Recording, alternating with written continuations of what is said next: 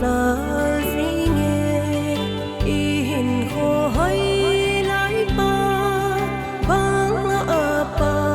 lại hình Khang dong sa tên pakai gia đình Khang la Khang Hoipen sana Khang Hoi lại Tiêu hi tui pakai din Khang dong te hon to thấy lâu na Khang hong thong lối ta đình Ti nep na nơi lâu du lê va tên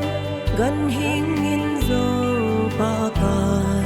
avat rơi rơi Khang dong te ei hon zong i Khang hoi mol ka in Say trôi leo te pakai Krista Khang la Khang Hoipen sana Khang hoi lại Tiêu hi tui pakai din Khang dong te hon to thấy lâu na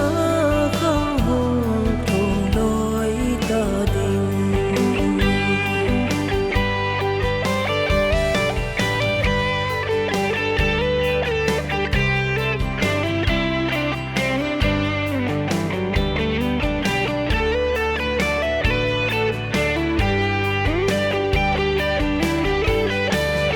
In lệ lâu na họ dâu xế in dòng a xem bao ba thế na và rơi di nguy lấy bạ ra hơn giống a bạ hoi lại mol ka in bất thiên lâu bi a phung đồ Khang la Khang Hoipen sana Khang